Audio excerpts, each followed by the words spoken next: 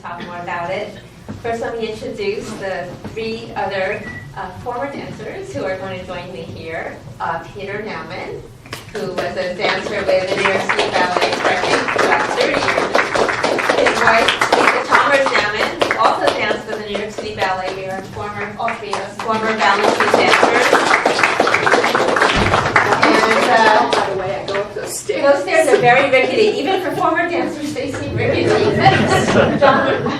And John Meehan, who until last year was the chair of the Vassar dance department, so a colleague, but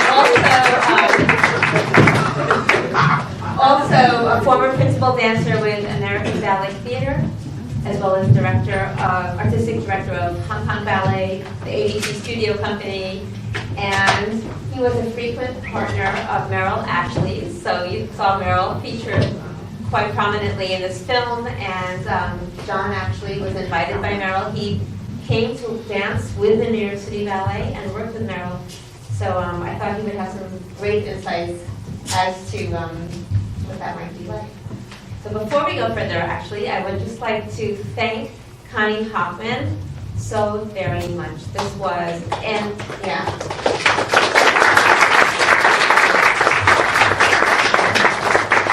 We've already been all chatting about what a gift this film is to all of us dancers. I hope that the other audiences appreciate it as well. But Connie worked tirelessly for many years, digging through archives.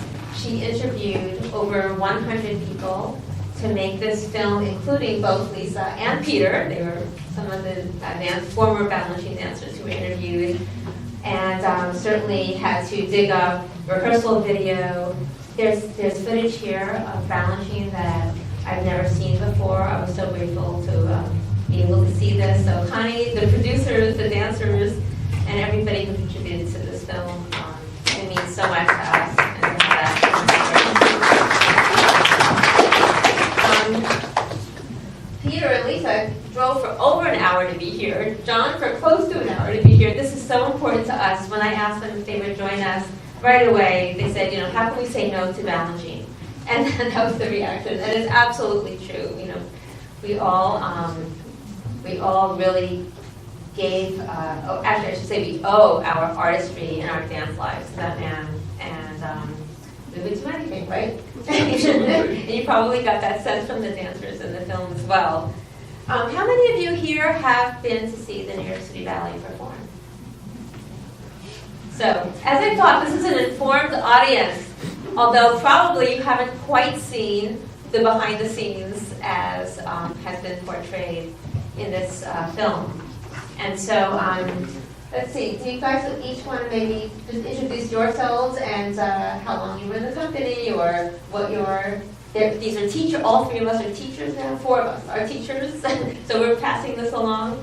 Why don't you say a few words about maybe what you did in that interview, what you were asked about. You should use the mic here. Oh, really? Okay. And we're turned on? Are we turned on? Yes. Okay, we are. All right, so actually I wanted to tell you this.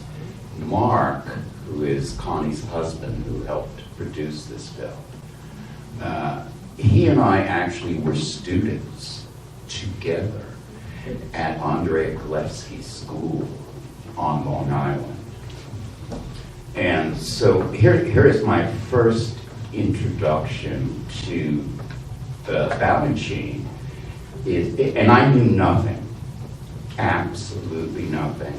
I didn't know what School of American Ballet was. I didn't know who Balanchine was. And I had never seen the New York City Ballet. And so Gillespie takes me into the city to audition for School of American Ballet. And I go into a small studio, and it's Gillespie and Balanchine and me. And Gillespie and Balanchine talk in Russian. Yakety, yakety, yakety, Russian. Then the only thing Balanchine said in English was, he said to me, point your foot. So I pointed my foot, and he said, not very good. But then, thanks to him and Ford Foundation and all of that, about a week after, I got a call and was invited to go to the School of American Ballet on a full scholarship and everything. But I just remember that audition as being kind of funny to me, especially in later years when I'm working for him, that he would just go, not very good. Anyway, I worked for him from about 1970 until he died, and then I continued on with Peter Martins at the helm until 96, 95, 96, something like that. So I have about 25, 26 years there. Peter and I actually were partners in a few ballets, That's, as I recall. that's right, we were, that's right, yes, I remember. Chicago. Chacon, Tombeau. Tombeau, yeah, several, yeah. Anyway, so that would be my introduction. I'll pass the platform. How old were you when you had that audition? Oh, I was about 13. And I was, He got into the company when he was 15, but his foot was broken. actually, yeah, I was And nobody asked. knew. They asked him to join the company, but his foot was broken, and no one at SAP even knew. Diana Adams, who's in this film, called me up and said, you know, Balanchine would like to have you join the company. And I said, really, that's great. Does he want me in a cast? I was in a cast. And so Diana just said to me, she said, well, no, as soon as you, but I love the communication. I mean, he didn't know I was in a cast. I'm not even sure Diana knew I was in a cast. But yeah, so it was about another year. I had to recover from that, which I never really did, but that was okay. I got the job anyway. Lisa? Well, I guess my story is the complete opposite. I knew who Balanchine was since I was 6 years old. And from the first time I saw a New York City ballet book, which actually it's kind of a funky book now when I look at it. It was the one with all the cutouts of Sarah Leland. Anyways, I opened that book and I said to my mom, this is the company I'm going to be in. And she was like, okay. Meanwhile, I'm studying at a really rinky-dink little school. I mean, my teacher called grand battements kicks. Pas de bourrées were backside fronts. So, but I guess I showed some promise, so my mom started finding me. I'm from Houston, Texas. My mom started finding me better schools, better schools, better schools.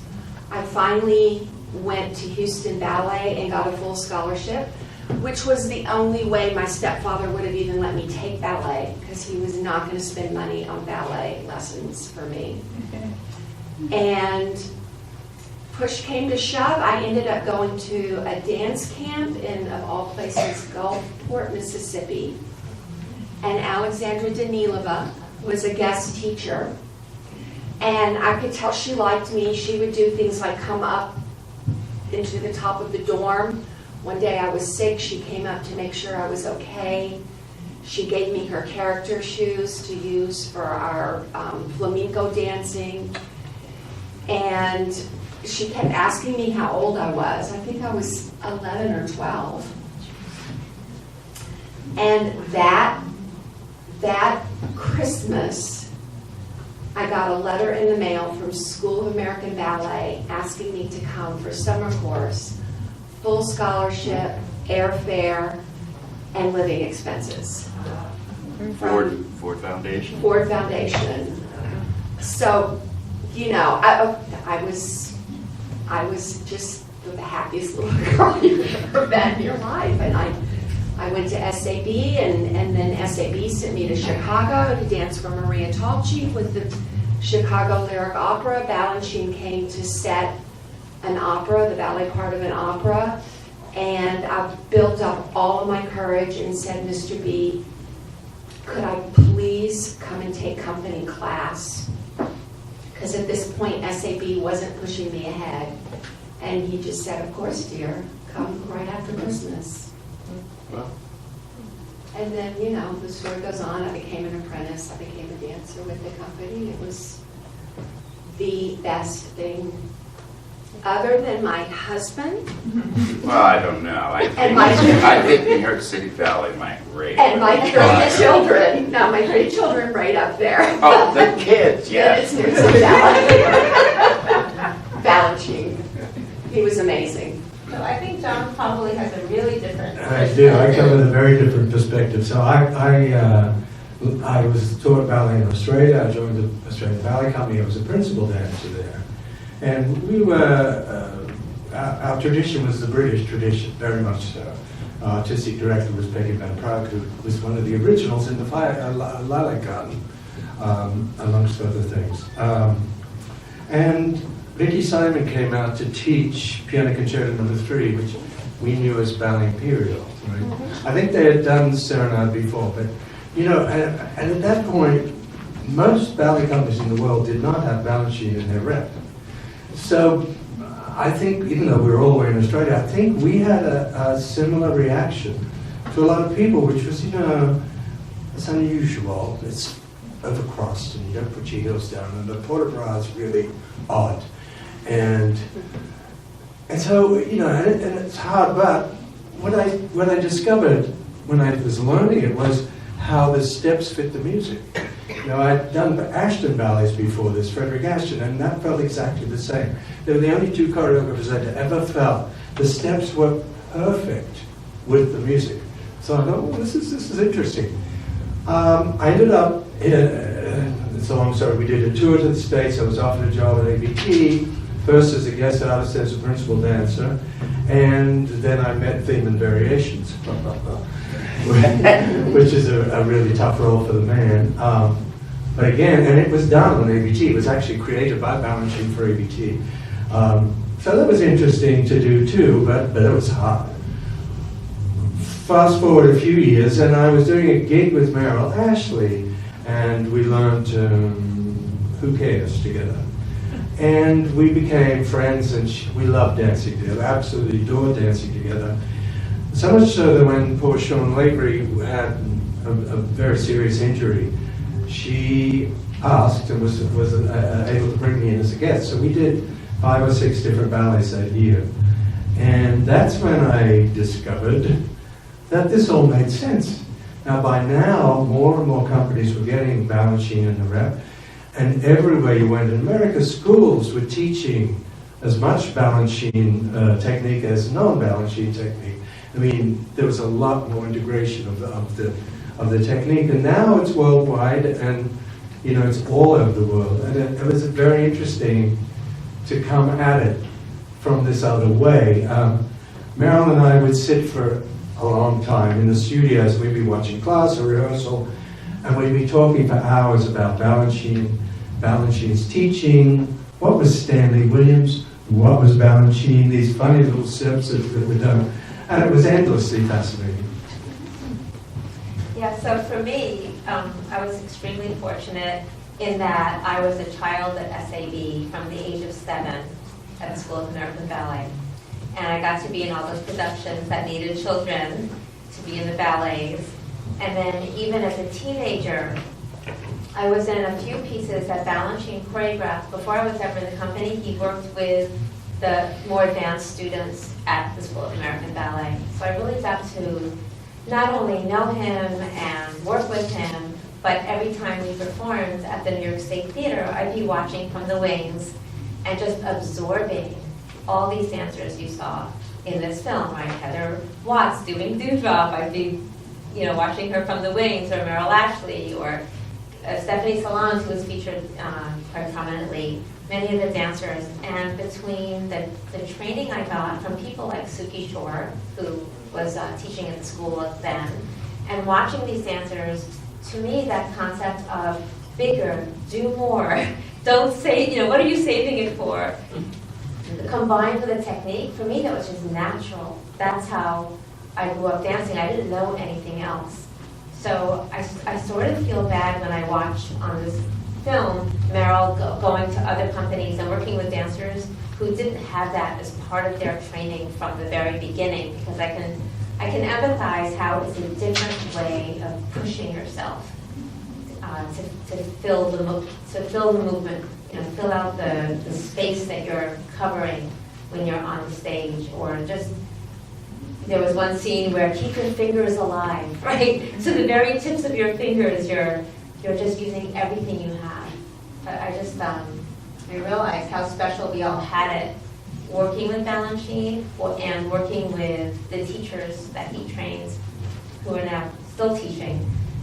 Just helped us to understand that kind of physicality, the musicality, all those hallmarks that Balanchine choreography is known for, right? The speed, that little bit of off balance. There was a scene from Four Temperaments where Meryl, just in my head, does this perfectly, a series of relevés where she's falling off her balance on purpose. But in total control of that, in control of being off balance. It's just, And also I have to add all the little things in between. I'm always telling my students, it's not just the grand jeté, it's the placement of the feet before you do the glissade, before you do the grand jeté, that makes it clean and pure and beautiful. yeah, it's the little things, The right? The little things. details that make that difference. I'd love to hear from some of you what your impressions were, or any questions that you have. Yes. I'd love to know if there's for another 15 minutes or so, this documenting what you would have put in, what you would have added. And also, I was curious, in your teaching, are there things that you can't bring forward that were of that time? Or can the technique just go on forever and ever? I think that as far as teaching, I do my very best to teach what Balanchine taught us.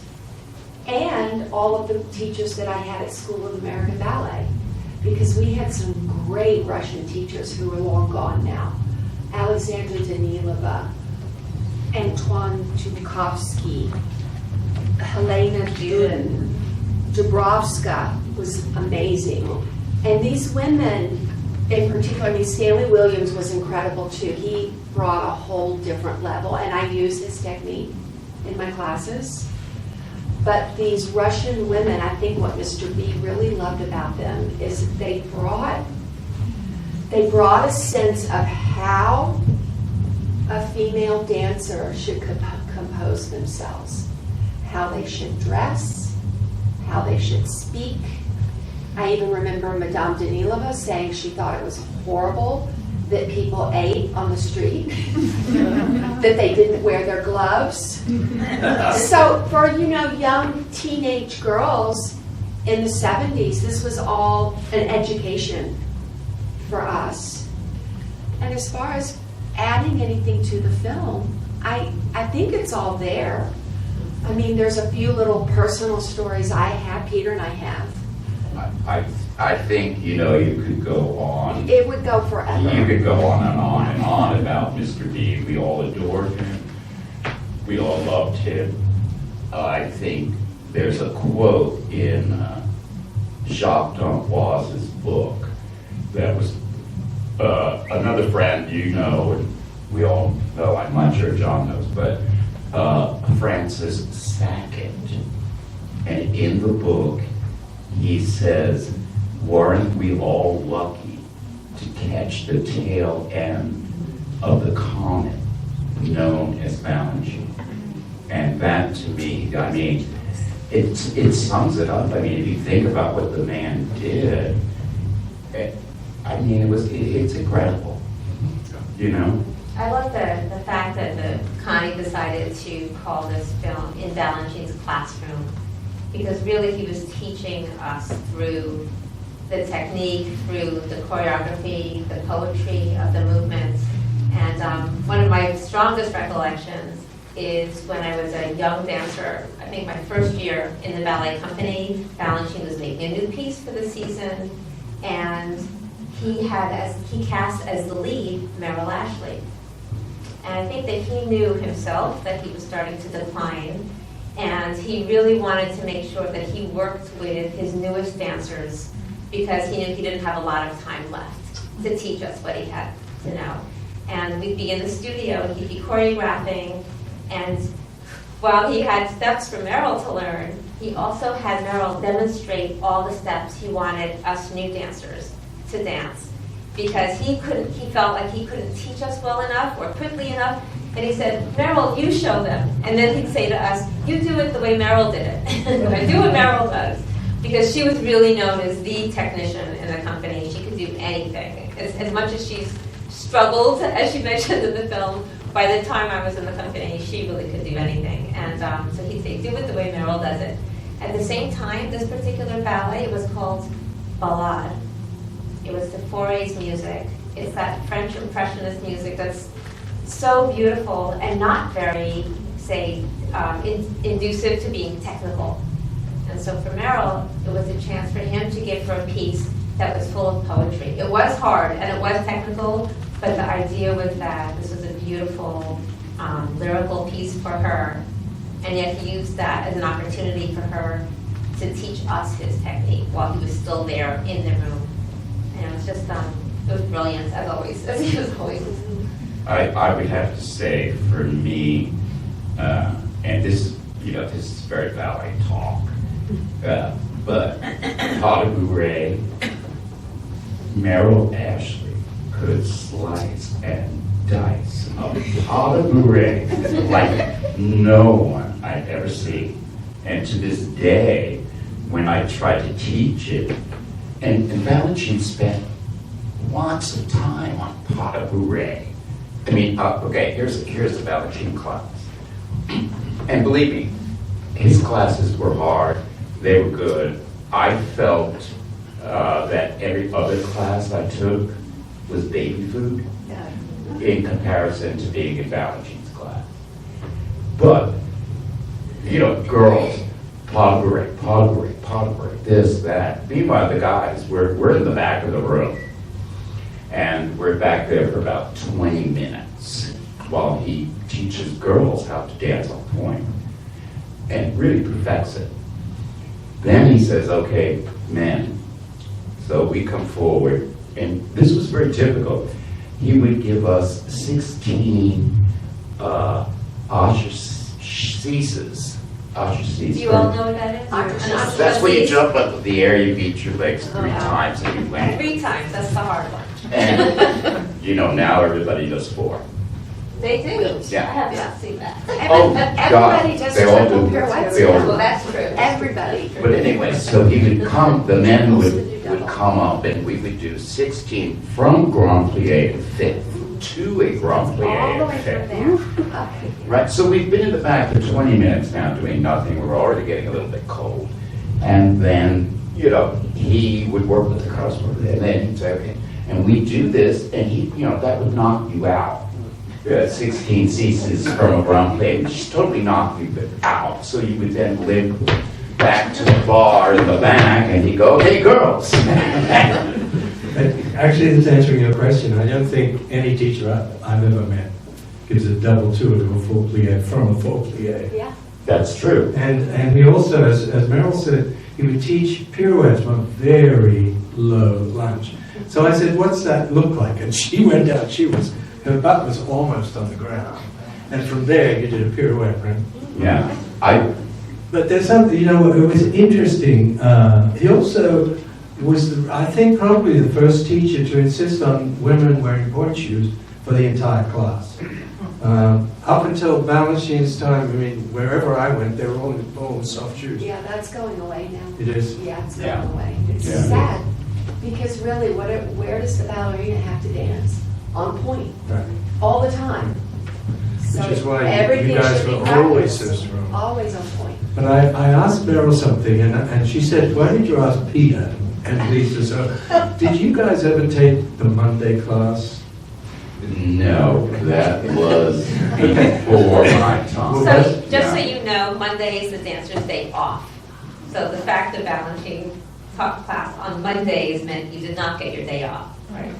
And people would come. There was no pianist. And it would go on for maybe 2 hours, maybe 2.5 hours, maybe longer. He'd become fascinated by a step and would do it in different ways and faster and slower. And as the disciples went, Meryl was there. But Yeah, I think that all his classes were that way. He would decide maybe something he had seen in the performance the night before that we all needed to work on. And so he would get through bars as quickly as possible. Grand plie, 32 tendu, maybe a dégagé, then a développé, plie, relevé, hold. That's it, bars over. Then we get into the center and work on whichever step it was he saw the night before that needed more perfection. Maybe it was glissades one day, just glissades, right? All different directions, glissades. Meryl did that step incredible too. Glissades. Yeah, she's a good glissade. Pas de carreau, or like Peter said, just pas de bourrées. She was So good, he really very did good at use everything, his don't get me class. wrong. He used his class to perfect his choreography. Somebody said, well, I thought it was in this movie, but I've heard that you had to warm up before you started his class. People came and gave themselves full bars before his Yeah, class. I did that for sure. Yeah, Yeah. yeah. Because you could never tell how long the bar was going to Right. be. Well, Yeah, Peter and I would get up and go to Pilates at Midtown sometimes, before Balanchine's class. sometimes Mr. B would come in about 20 minutes late to the class. And I always loved this. He would come in and he'd say, "Sorry I'm late, but I had to finish the Lucy show." I love Lucy. But as far as what I think was special about his teaching is he taught you energy, how to get energy, how to use energy, how to apply energy.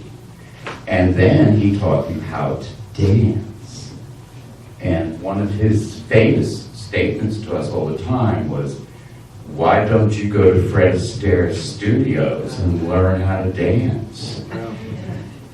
Because, and that's what I think was different than, say, going to Stanley's class or whoever, somebody else's class, is that he taught you how to dance. He taught you how to put more energy in so that whatever you did was more exciting.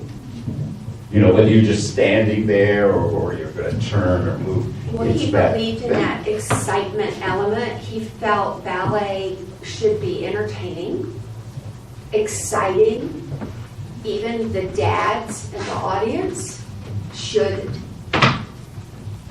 perk up and watch because the dancing was so exciting and fast and musical. And, you know, you have to realize before he was doing things like that, people were watching ballets that were really slow. And, you know, even me as a ballet lover would just be going, "Oh, yeah, wait till this is over so I can stand up." So he was really into the performance element of I ballet. think he also knew that as he started to get better and better and better dancers, that he could push them. And what do you do with a dancer who's really, really good? Make them do it a little faster. Push them. And that's, I think, he kept doing that, pushing his dancers to do more and more as they got better and better. I mean, if you look at this, his first ballet here, I guess, Serenade, and you look at the women in that ballet, they don't even look like dancers. Then. Now But it's he like the most did it in beautiful like ballet ever. 1934 or whatever, in outside at somebody's Some of the rich students, Well, he right? didn't have Yeah. dancers yet, so he was trying to train people through that ballet. All I'm saying is look at that, and then look at what you have now, Brilliant. and you can see. He could take that and make this incredible Yes. ballet that will All last this. forever. Yeah. You know, And if you look It at all pictures came of from those dancers, simple you're like, yeah, things. some of the whoa. simple Yeah. steps are simple, and he covered the And mix the up. turnout. You know, Yeah, so right, it didn't- right, because if you look at the bodies in the rehearsals, Right. oh my It's just- God. Yeah, well, because they're students, but it's just amazing I that saw that it. ballet lasts forever. Yes. Yes. You. Hi. Hi. I think the film was really beautiful. I just want to thank you guys for coming out. Something I wanted to ask, so like aside from like the technique that you guys learned, and like the teachings and like the studios that you guys have learned, like what have you taken from him? And like, what you like, aside from the moves, what have you taken into your life from learning what you've learned Yeah. from him? Okay, so I would say it is like he was a parent, like a father figure. And when you know, we all know that your children learn by example, right? Not necessarily everything you say, but example of who you are. And I would say that Balanchine was a great example for me. The man was smart, he was sophisticated, taught you how to be a gentleman, how you should act. And so it wasn't necessarily that you would talk about these things, it was that you just learned by example. You would look at this man and go, wow, that's how you should behave, that's how you should be. And so, yeah, I think, you know, he was a great example for all of us. And if you think about it, I mean, the man spoke, what, 4 languages fluently, right? Russian, French, English, and a little German, I think, maybe even more. He was a musician, and he knew ballet. So you're talking about a very well-educated person who, by example, wanted to be more like him in being educated. And I think right now, I mean, in a lot of ways, I think it is lacking. He has this education from being taught at the Imperial School in Moscow. And do we have that really? I mean, do you go anywhere now where they teach you music, ballet, art, sculpture, painting, where you can get the whole package And all those in one place? things really well.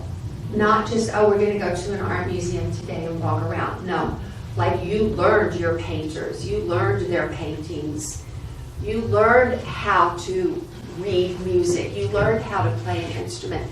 You really learned it all back then in Russia. And he brought that with him. All the experience, yeah. And tried to pass it to us. I mean, and I tell my kids, go to the museum, get on YouTube, watch Balanchine ballets, watch other people's ballets, make comparisons, see what you like, see what you don't like.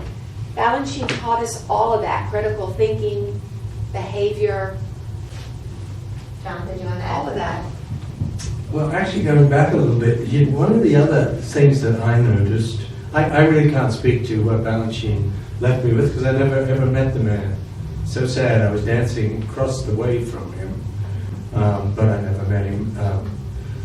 But one of the other fascinating things you see when you come into the Balanchine company, you take company class, and you start working with the company, is that there's no company that has musicality like New York City Ballet. They don't dance ahead of the music, but they're this close. It's almost as if the music comes out of their body. It's an amazing and wonderful thing to be part of because you get caught up into this wave of movement. You can't kind of be left behind. Well, that's such an interesting point you make because I always felt that as a dancer within New York City Ballet, I got a whole music appreciation course by dancing those range of composers from, the classical composers like Tchaikovsky and Bach all the way through Hinzenmuth and Prokofiev and Stravinsky and all those composers in between. It just was an amazing musical education. And in fact, I did go on to choreograph, and I was so thankful that I had this very broad range of music knowledge already to use as a springboard for exploring music. I would like to answer your question also, though, in the question about what did you take from your time, other than maybe the technical aspects of learning ballet. And I have to say, what resonated with me in this film was the very last quote that Connie decided, this is how I want to end this film. And it talked about living in the moment. He talks about making every moment count, and this is your time, don't wait for tomorrow, do it now. And the quote, I wrote it down because it really resonated with me. Balanchine wrote, "I believe in the moment. I believe what I see. Ballet belongs to a dancer that is now, at this moment, in front of you." And I remember feeling on the stage that way, that when I was dancing, this was the most important thing that I was doing in this moment. I wasn't distracted by thinking about something else. And I think that was common to all the dancers, that we were giving our all, just in that moment. So, and I think I do that to this day, or I try to. that I try to do that. And you can't, I don't know that you can teach it. I think it just came from being in that environment of just being inspired and watching others around you pushing themselves, and you were part of that. Yes. My mother danced with with Ruth Page and Bentley Stone in Chicago, and they would do the Chicago Opera Ballet. But then in the morning they would also rehearse a jazz group that she had, a modern dance group. And were there times that you wanted to shift your whole bodies into more of a modern dance form, or did you get it out from Balanchine? I feel like Balanchine was the original contemporary choreographer. I feel Agon is as good and present and modern today as any of the contemporary choreographers I've seen. And I know I could get booed for that, but it's just my feeling. He was way ahead of his time. Neoclassical wasn't even invented until Mr. B invented it. And the fact that now a lot of contemporary's done on point proves my point, because it's not as good without it. In my opinion. Mr. B gave me critical thinking, in my opinion. Yeah, I personally never wanted to. I think I never totally wanted to. fulfilled by the Totally. range of movement.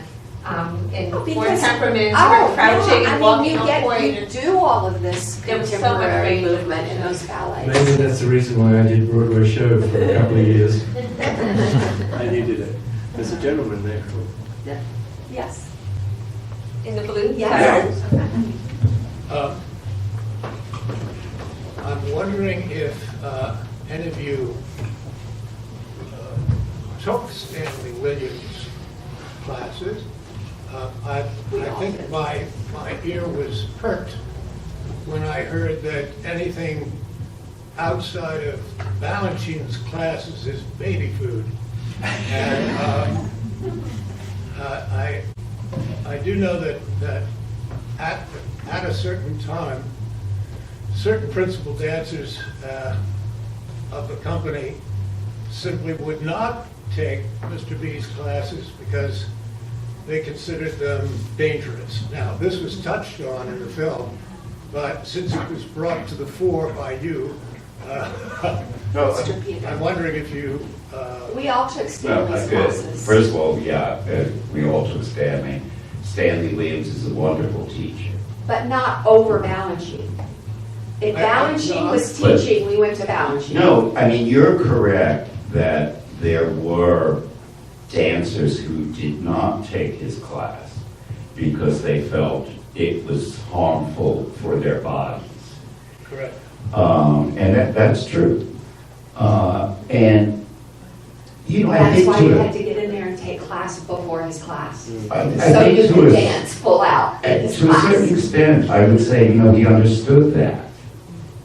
Yeah. As New York City Ballet has, to my knowledge, it still doesn't, you never had to go to company class.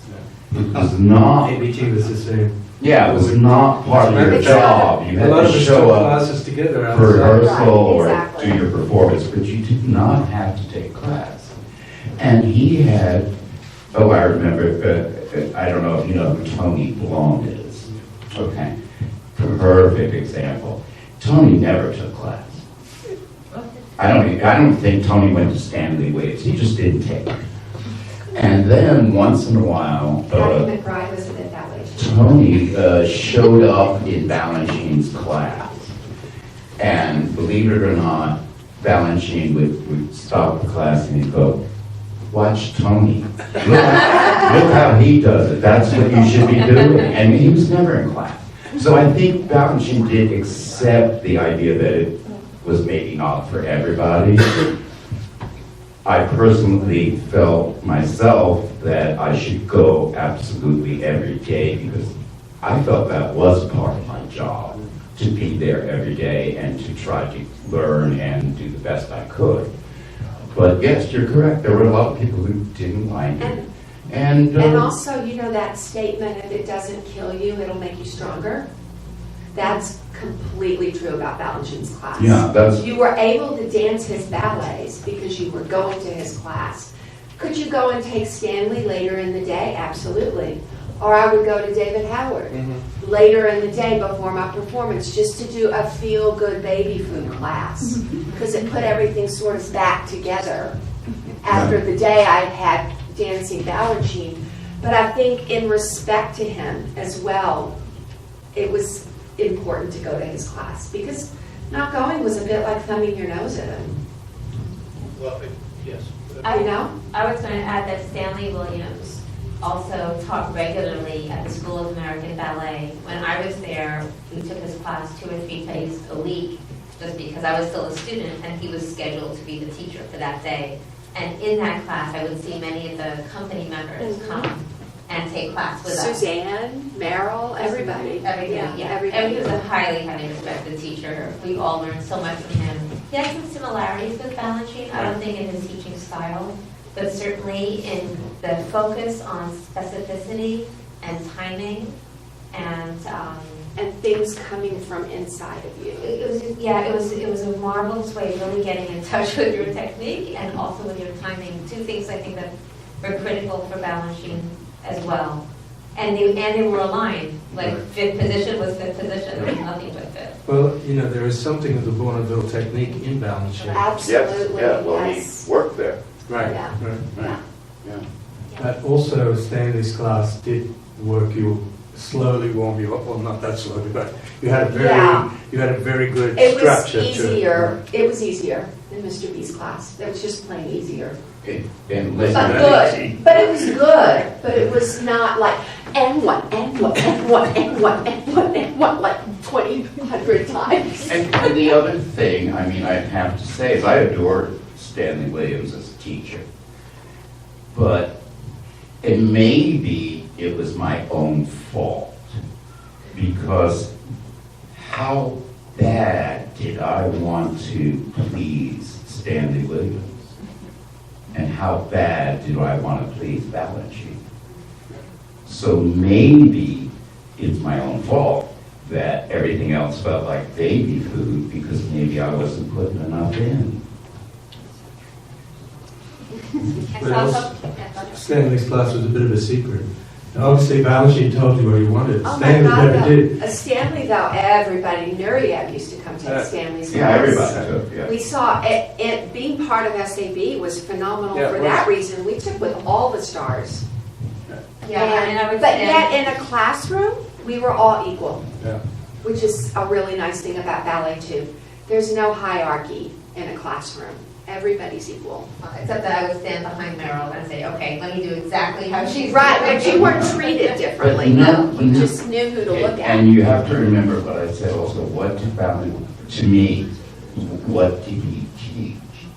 Energy and how to dance. Stanley taught technique. Other teachers have taught technique. They maybe teach you how to stand up or how to make an arabesque correct. Balanchine taught you energy and how to dance. Yes, please, right here. Yep. Could you talk about his technique of choreography, whether he used you or he worked outside of the classroom?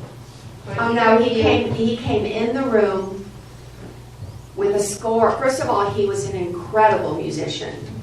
He could sit and look at the score and not even have to play it on the piano and know what steps. he wanted where. Lisa, can you tell us what pieces were you in that he was choreographing? Were you in any pieces as he choreographed? Well, I mean, I was in Scherzo alla Russe when he put that back together. That was for the Stravinsky I was Festival. in the Sleeping Beauty Waltz when he put that together. That was a cute story with me and Peter because, I'll get back to the question in a minute. Because he came up to, because he said, okay, everybody take a partner. So Peter and I had just gotten married. So we stood right next to each other. And he walked up to us and looked right in our faces and said, are you going to argue? But This is from a man, Balanchine, who was married several times. he was also a real person. You know what I mean? He wasn't, there were a lot of very down-to-earth real things. But no, in my experience, when he came into the room, and Peter has said too, because Peter did a lot of original choreography. Yeah, I did I was about to both. ask He you. knew Both what he was, Stravinsky he already knew what he was going to do, more or less. Which pieces might you have been in? Do you remember? Oh, Like, my- and his choreography? Violin concerto. Oh my God, violin, Tell us about that, Symphony 3, Tell- you know, all tell those. us These about are two violin. Stravinsky pieces that are just seminal works of Well, Balanchine. see, and yes, because, okay, so there were times when you just kind of shuffled and walked, and then there were times you're doing things with your hand. But did you feel like Balanchine knew what he wanted when he walked in the room? Or was he Yes, working I think he things out? did. I think he did. And you know where he got that idea? From the waiters at the Russian tea rooms, which Yeah. he loved. He would The say, Russian you know, this is like you're a waiter, and then this would be like this, and that would be like that, so, I but, was about to answer the question the same way. I find that amazing. There was no big grand, God came to me and I had an epiphany. He's like, I was at the Russian tea room and this is what made me want to do this. You know, like he enjoyed the real life experiences. one time, I think it was Scheherazade, and I was doing it with Victor Castelli. It was Victor and me and girls. And so he did a bunch of steps, and I was on one side, Victor was on the other. And then he went and did a bunch of steps with the girls. And then he came back to us and he said, now you come out back here and do da-da-da-da-da. And Victor and I just looked at each other and were like, yeah, but you left us up here in the middle of the stage. And now we're coming back So he out totally there. forgotten where he left them. Yeah, I think he didn't even care. And so, you know, I looked at Victor and I'm, you know, you don't ask Balanchine this. You don't go, oh, Mr. B. that You know, drives me last crazy. time I was up here. Now you want me to come out back there. What am I supposed to do? So, knowing Balanchine, Victor and I just looked at each other and said, well, why don't we just walk inconspicuously so that no one sees us and just eventually get back there? Which we did. He didn't notice. No. Never said a thing. He Never probably said a did, but he didn't thing. care. I don't even It was know if fine. he knew. And that stayed in the valley? That's how Yeah. everyone does it now? Yeah. So my You sense. were choreography. Yeah. Well, I just, you know, what do you do in that I know, situation? absolutely. What are you going to do? I mean, You have half to of figure what out your Suzanne fear Farrell self. did was her own choreography. Yes, She just would take, he'd say, like it showed in the film, something, a little bit of this, and then a little bit of that, and then maybe you move over here, and da-da-da-da, and she was really good at putting stuff in. She knew what he wanted, she knew what he wanted it to look like, so she would just make the steps, which is why it's impossible to learn her choreography from videotape. You can't learn it. I tried learning Faust. Da-na-da-na-da. I mean, I'm staring at it. I'm like, I have no idea what those 2 seconds are. Well, that's why it's so important that these dancers are still here to teach us those roles. And in fact, they talked a little bit, some of the dancers, like Eddie Villela, talked a little bit about imagery informing the movement quality, like when he was learning Apollo and Balanchine describing the arm movements like eagle's arms or And the soccer. soccer, right? So we all have imagery. In fact, the images that really they were almost part of the choreography were written into the score, and the rehearsal assistant would say, "Oh, let's take it from." Do you remember this one? Rowing. Yes. Right. Right. Rowing was like rowing the boat that we did in some boats at Cooperman. Yeah. Or we had a super fast, speed of light, quick step in one ballet from Schoenberg Quartet, and we called it the chicken step because it looked like chickens running around without their heads. It was so fast, and that's what the ballet used to say. Take it from the chicken step. It was these images that we all had in our head that really kind of informed. So when you learn something from a videotape, you don't get that, right? You don't Right, get you don't the get- intent behind. You don't get the story. You don't get this is eagle arms. Exactly. Yeah, that's exactly. I'm sorry, what did you What's say? your favorite thing to teach that he taught you? That's a great question.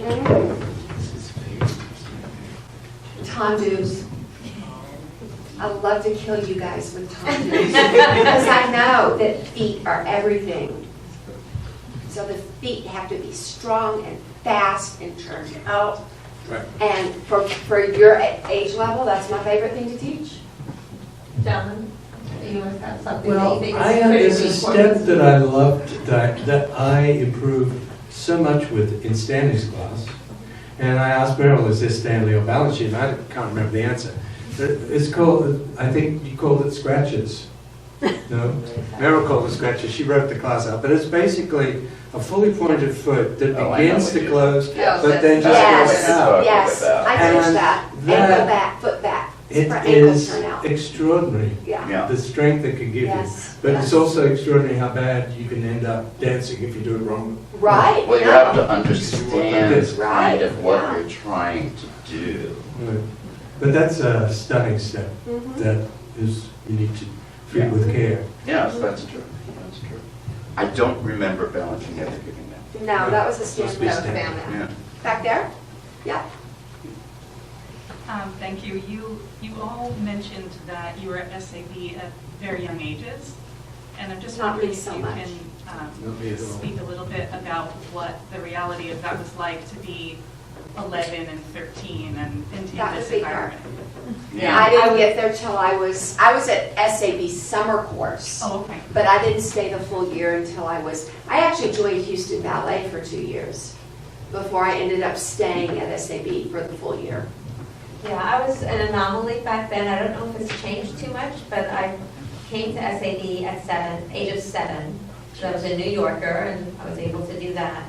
And then trained exclusively, really, a few outside classes, but not too many, until I joined the company at the age of 18. So I was really there the whole time. That was my training, which is why I think this film is so important to me, because that really was my life. I was in all the ballets that required children. I got to work with Balanchine. Even this year, in fact, in next week, I believe, they're celebrating the 50th anniversary of the Stravinsky Festival, which first took place in 1972. It's been 50 years. And, well, I was in it. I was Stravinsky in it Festival, because Circus Polka. Jerry Robbins choreographed Circus Polka. And at the age of 11, I got to be in the Stravinsky Festival through a piece called Circus Polka that Jerome Robbins choreographed. And I just found out recently, somebody was asking me about it because of this 50th anniversary. And it turns out there were, I think, 36 young dancers in that piece, in the original 1972 piece.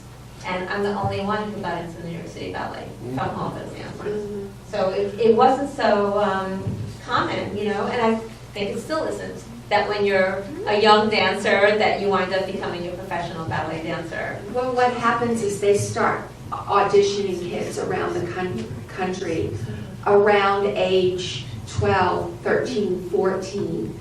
So there's a lot of talent around the company. I have a student right now who's a soloist with New York City Ballet. So my kids have gone there. And what happens is then they start weeding out. Oh, I like this one from San Francisco, and I like this one from wherever, and then those kids who have been there all along, maybe their body has changed, maybe they're not what SAB wants anymore, and so it starts kind of definitely evening out. And that may be a reason why a lot of the original cast is no longer there. They maybe didn't make it through. That's true. You know, and that I mean, my daughter went there. I know that. My point was only that I was infused with this kind of mentality from a really young age. So I think that was helpful to me in terms of what I went on to do later, even after dancing. Yes. Yeah, Can go I ahead, just John. say, as I was directing the studio company at ABT, I directed for 8 years, and in that time, occasionally we couldn't find guys, and I would always go up to SAB, to School of American Ballet, and they would be losing interest in some fabulous dancers, including Aaron Scott and Alex Moody. Yeah. Both of them, I think Alex became principal, and Aaron was a soloist at ABT. Aaron came and did Archipelago with us. What a boy. And Anna Sophia Scheller, she was with the studio company Yes, too. yes. So, you know, by that time, Balanchine training was important in all companies. And so, yeah, SAB, but, you know, it's the only school in the country where they will fly parents in, they will fly kids in, you'll get all sorts of scholarships, and it's amazing. Yeah, they really Not have. as much now that Ford Foundation is gone. Oh, really? Yeah, not as much now. It's still better than most schools. Still better. I mean, I'd say 50% of the kids there have some sort of scholarship. I'd like to say, we're going to have to wrap this up in just a couple of minutes. I want to give anybody a chance to ask something, maybe who hasn't asked a question yet. Yes, last question. What is your favorite thing about teaching dance? My students. My students. Yeah, I would say that, you know, I was asked that question very recently. I teach at a college, so it's a little bit different from teaching younger dancers. But we had a student visiting who is applying to Vassar College. And she asked me that question. I'd never been asked that by a student before. She basically said, why do you like working here? And that was my answer too. You do get very attached to the students that you work with day after day. They become like your family. It was the same way I felt about the dancers in the ballet company. That these are people, dancers work on a very intimate level with each other, whether it's teacher or student or colleagues. And Don and I feel that way about each other after teaching for many years at Vassar College. For me, together. always, it's the teaching, and what fascinates me, I don't care really about the level of the student. Even as a director of the company, I was a bit guilty of that, but what I was interested in was somebody reaching their potential. That was so thrilling when even if they're not a particularly good dancer, when they reach their And potential. I think Balanchine would say the same exact thing. That's what he wanted, for us to reach our potential. Exactly. In fact, he said to Peter one time about me, I'm just waiting for Lisa to reach her potential. I think, And that's what gives you joy. yeah, I think I certainly felt that when he invited me to join the company. I wasn't the best dancer in the room. I was actually quite surprised that I got in. And there were some other dancers who I thought were even better than I was that didn't get the invitation to join the company. And I think that he did have that gift of seeing potential. Maybe I wasn't great at 18, but I'd get there eventually. And that's exactly how I wanted to wrap up with really what his legacy is and why we all felt so compelled to be here today and why Connie felt so compelled to make this film. I'm going to take the liberty of speaking for her, but really it's about the legacy that he left. You know, he was the first one to say my ballets will be gone when I'm not here anymore. And to a degree, they've changed. But you know, the lives that he created through his teaching, through his gift of letting us dance his ballets, the countless lives that those dancers now are going on to make an impact on in terms of how we teach, how we choreograph, the ballets that are continued to be danced and enjoyed and felt so deeply from audiences like yourselves. It's really just, you can't really put it into words. The legacy. That what this legacy is, yeah. So Can I add something to that? You know, there are so many choreographers whose legacy is in question now. John Cranko made a huge variety of works, but there are very few remaining. Glenn Tepley made a lot of works. You don't see any of them anymore. But Balanchine's works are robust. And I think he's wrong. I think they're going to last for a long, long time. Because you can see what makes sense. Even if it's details, you all always argue about details, mainly because he changed steps for people when he brought steps back, or ballerinas. But his works have so much logic, and they are so satisfying. I think they're going to last for a long, long Yeah. time. There's a level of excellence. I think he held himself to that standard. He certainly held the dancers to that standard as well. But that's something that doesn't go away. And No, he has so many ballets that I think you'll just be able to watch They'll forever never because go they're just away. that good. Exactly. I mean, you can't even name them all, there's so many. I agree. So anyway, thank you so much, everybody, for being here.